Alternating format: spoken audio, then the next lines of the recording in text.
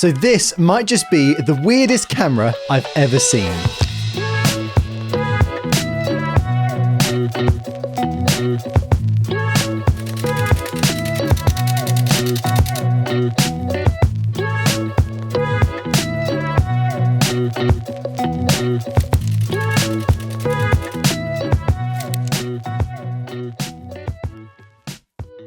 So this is the Fujifilm Renchicardia BYU N16. Bit of a mouthful, and a camera that kind of looks like it's actually more at home as a prop in a sci-fi movie than something that you'd be able to shoot, but I love it.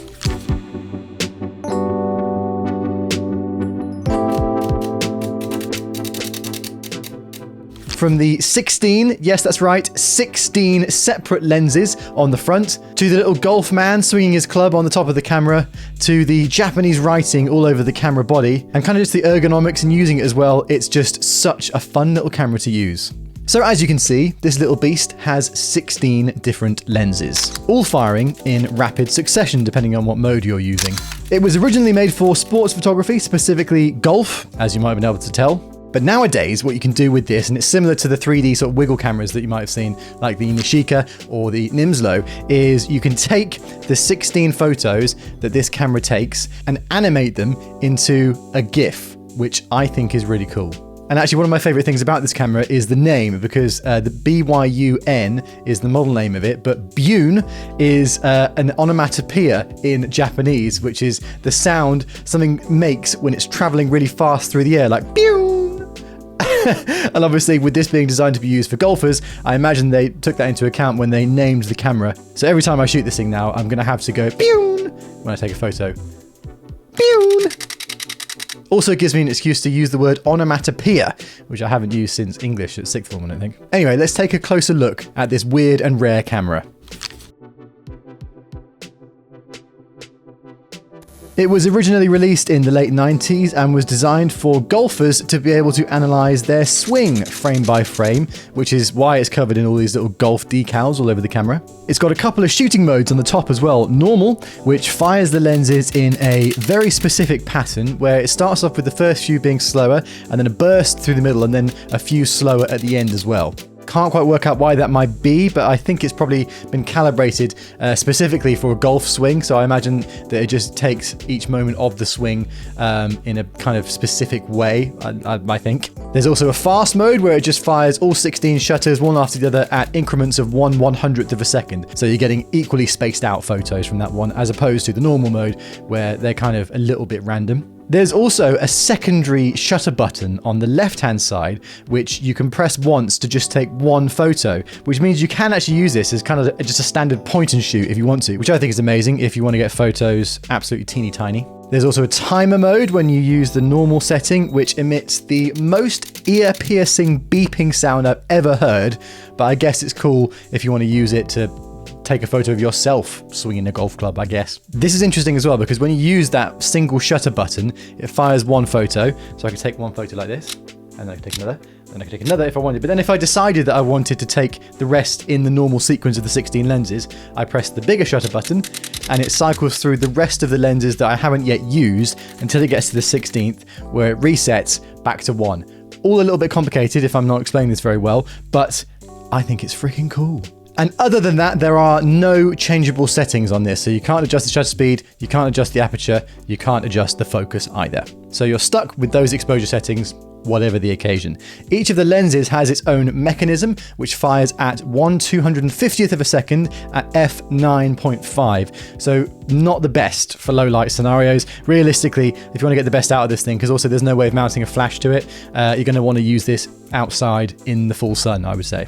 Oh, and obviously this is a film camera. It takes 35mm film, so it goes in the back, and each photo you take where you get the burst of 16 takes up 2 frames worth of film. So it means on each frame you get 8 very teeny tiny little photos per frame of film. And what you can then do when you develop the film is take each of these 16 individual tiny photos and sort of overlap them and make them into a cool moving GIF, which I think is really cool myself. So what I'm going to do today is take this and put it to the test and show you some of the results that I might be able to get out of this camera at sports games. If you don't know, I'm a sports photographer, and so I'm going to take this along to a couple of sports games I've got coming up. I'm shooting a rugby game in a couple of days, and then I've got some football possibly and some tennis and other bits and pieces. So I'm going to put this through the test, and I think it'll be cool to see it perform in a sporting environment because obviously it was designed to be used with golf. And so what I'm going to do is try and mimic that with other like fast-paced action sports to see if we can get some cool results out of this. I'm hella excited to see what we might be able to get from this. Like I say, I love using it, and the testing I've done so far on it has been sick. So let's head to Twickenham Stadium, where I'm going to be shooting England versus Scotland in the Six Nations Rugby, and let's put this through its paces.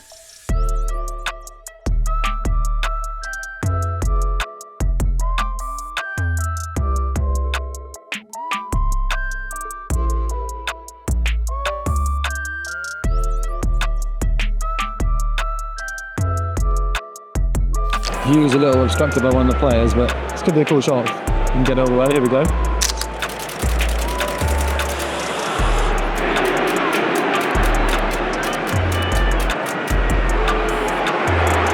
We're getting pretty close to the line. Central of the pitch.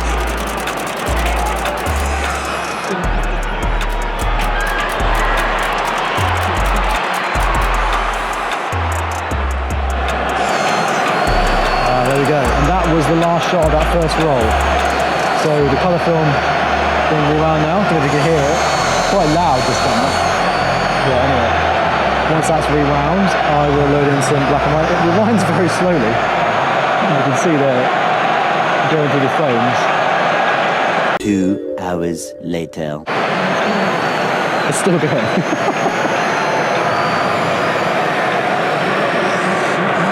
Okay, it's done, finally. Right, so let's take out this.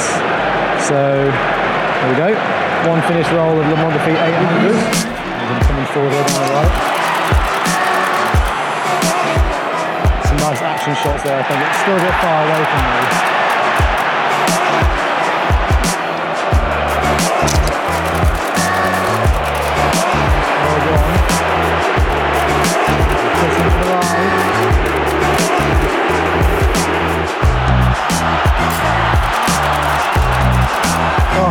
So close, but this is great stuff on the Fuji. I think we're going to be getting some really nice results here, hopefully. Looks like they're going to take a kick, which could be good actually, because I'll be nice and close to it. I'm going to try and hold this camcorder in my other hand to get a video of it at the same time. See if this goes alright. And who says men can't multitask, eh? My view might be completely obscured anyway, to be honest. The ball boy stood right in front of me. And so are quite a few of the Scotland players. Here it comes in.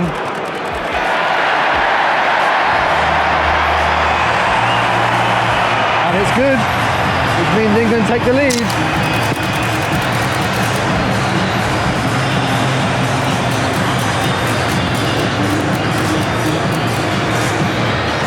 That should have been pretty cool on the camcorder there as well, actually. There is a line out here for England which might be quite fun to try and capture.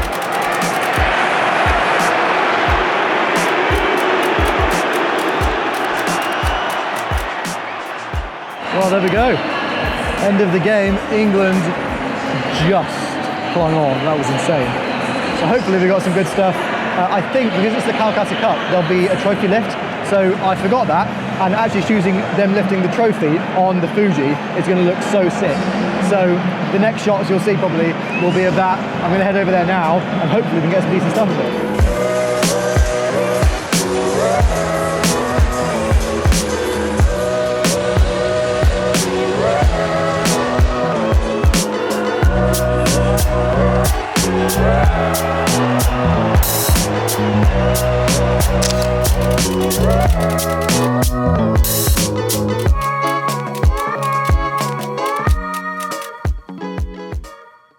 So having taken it to the Six Nations game, England versus Scotland, I then actually had another rugby game come up where I was shooting for a London club called Saracens in their showdown against Harlequins at the Tottenham Hotspur Stadium. And on the day, I was very lucky to have Paul Mackay from Analogue Wonderland come along to help me out. So one of the things that they were doing for that game is at the start of the game, the players were coming out amongst loads of fireworks and pyrotechnics and stuff. And so I said to Paul, if he could stand on the pitch and get some photos of the players running out with the BYU N16 to try and animate, the players kind of getting in the zone and taking in the atmosphere of the stadium, I thought it could be really cool. So the next few photos you're seeing are taken by Paul when he was stood as the players were all running out for the start of the game at the showdown in Tottenham. And I actually love how these have come out. Thank you, Paul, for doing such a good job.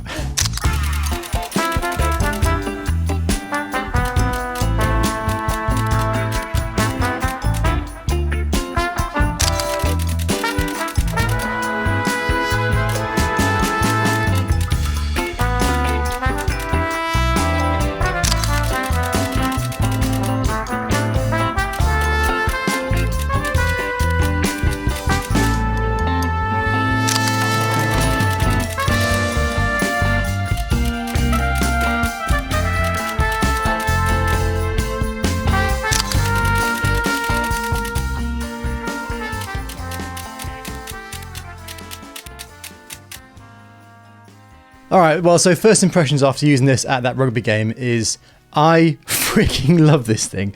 The results are so unique and just really wild and amazing. And I had a really, really great time shooting this and then putting together the results.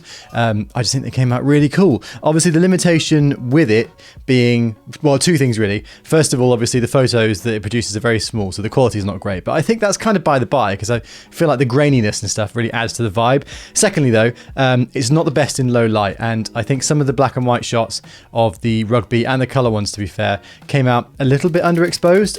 That's not to say that you can't retrieve it a little bit in post, but obviously shooting at night when the light's getting a bit lower, it just doesn't bring the best out of this with the fixed aperture and the fixed shutter speed. But overall, this thing is a freaking joy to use. So after that rugby game for the Six Nations, pretty soon after that, actually, I headed to Palm Springs in California, where I was shooting some tennis. And so I thought, of course, it would be another very good occasion to try and get the best out of this camera. So let's flick over to California now and to Palm Springs, to Indian Wells, to be precise, to shoot some of the tennis in America. Let's go.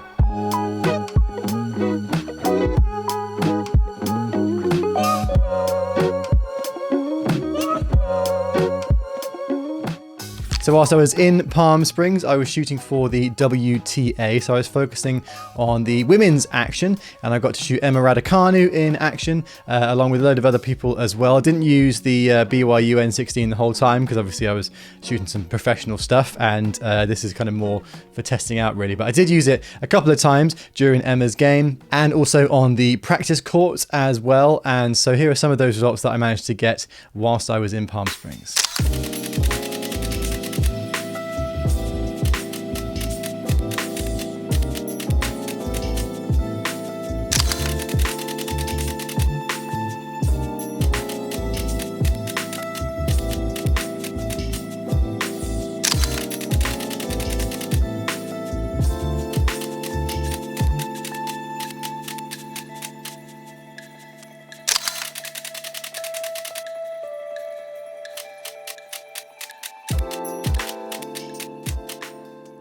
Really happy with how these came out again, to be honest. Yeah, just love it. The way it captures motion. And I just think, I don't know, it's just got a real vibe to it. I'm in love with this little camera. And so after Palm Springs, I was back for a couple of days and then I headed straight to Paris, where I was shooting some football for Paris Saint-Germain. They were playing Marseille in Ligue 1, and this one was a bit more of a test for the Fuji because it was in the dead of night. The game kicked off at 8:45, I think, so it was pitch black in Paris, and so I did my best to try and get the most out of it using some high ISO black and white film that I shot on the touchline. And I think mostly the results weren't amazing in that situation, but there were a couple of little frames that I managed to grab, particularly this one of Ousmane Dembele running with the ball that I think came out really nicely. And I actually love the way it's been scanned because there's like a stray hair and some dust that have gone to the negatives here and there.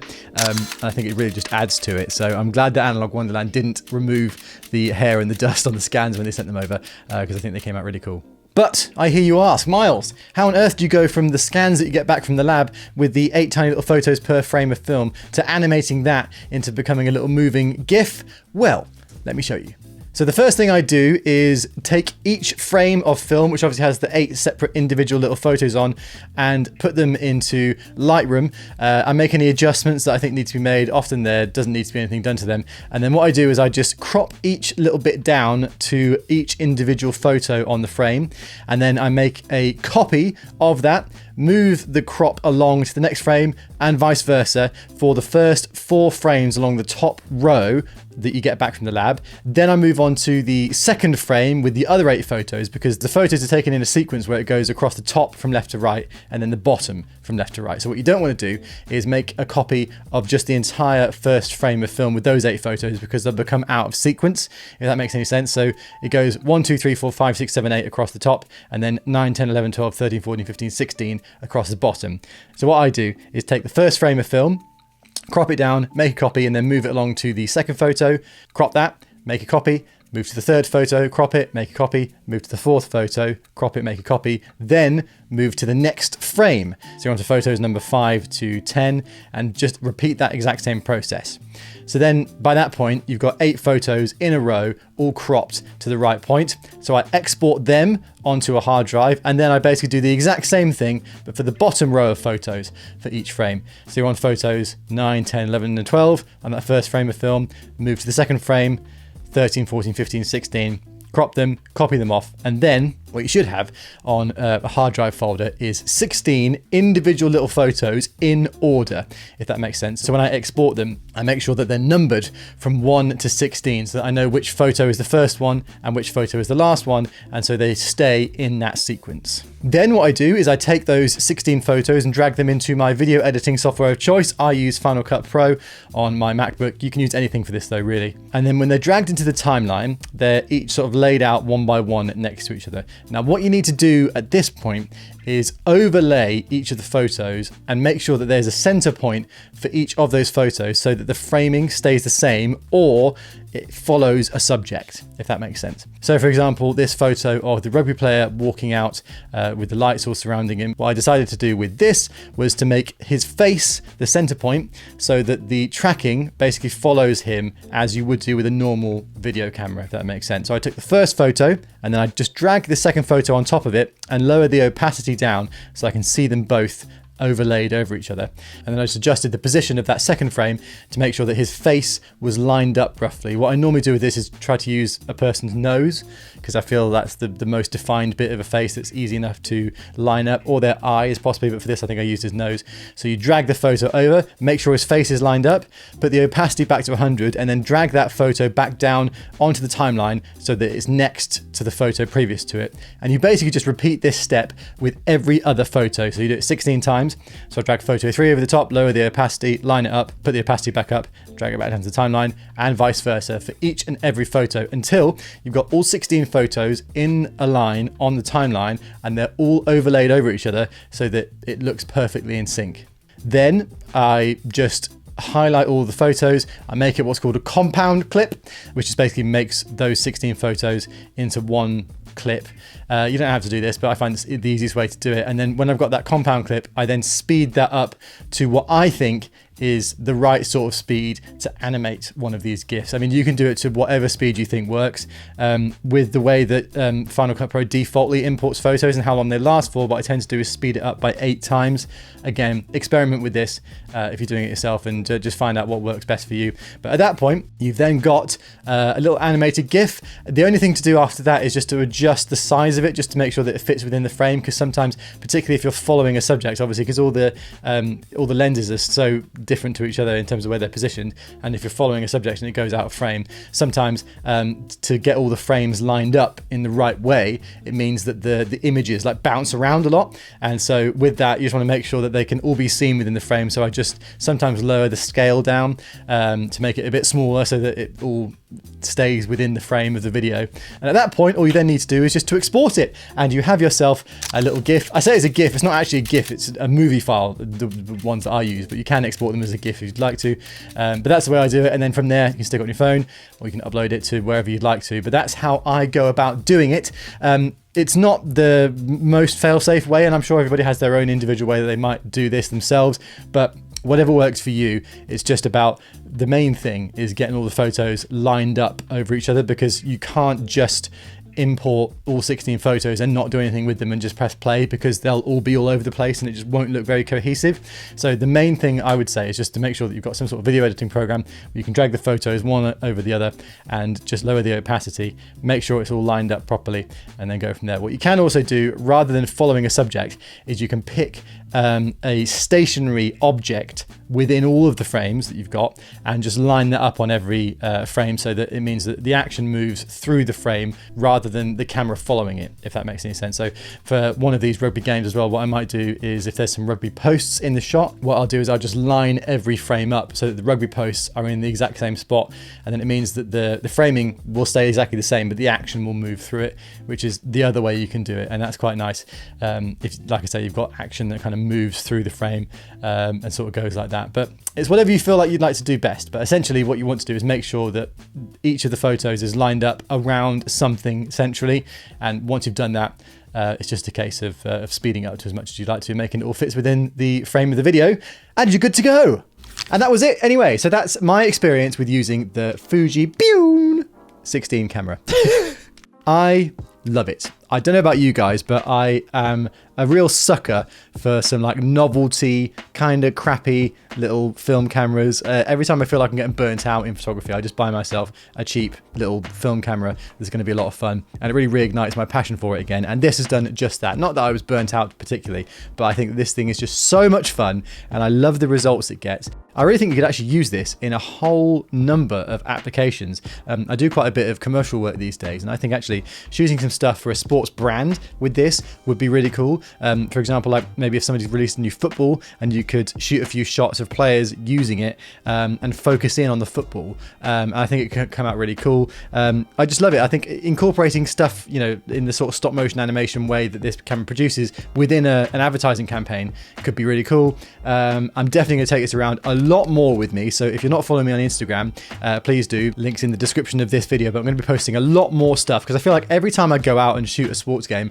I'm just going to bring this with me and try and capture more action as I go. One of the things I want to do, and I haven't managed to yet, is when I'm shooting football, is to capture like a goal celebration or a goal going in with this. Obviously, when I'm shooting on the touchline for brands, I'm kind of focused on getting those moments with my more professional, like, you know, quality cameras. But I think having a little stop motion video of somebody celebrating a goal or scoring a goal with this could be really cool.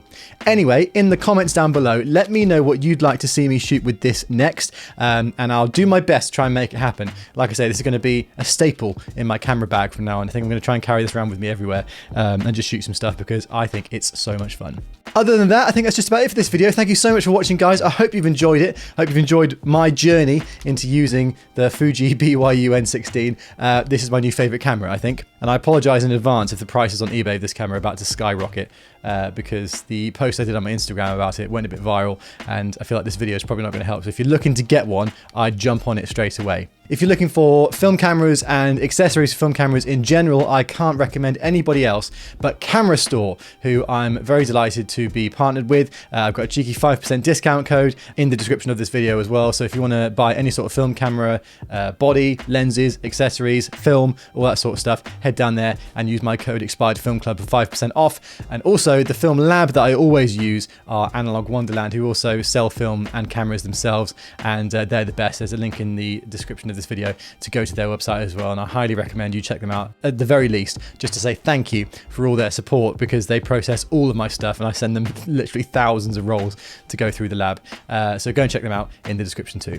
Really hope you enjoyed this video though, guys. Thank you for watching. Like I say, comment with what you'd like to see me shoot with this camera again. And if you have enjoyed it, please do drop a like. And if you're not subscribed around here, click that subscribe button right now. I post film photography content on the channel all the time. All my socials are down in the description of the video as well. I post short form videos of all the cameras that I use along with the results from these cameras on Instagram and TikTok and Twitter and Threads and all those good things. So go ahead and follow me down there. But apart from that, I'll see you for another video here on the channel very, very soon indeed. Thanks again for watching, and I hope you've enjoyed watching this video as much as I've enjoyed using this camera. See you soon.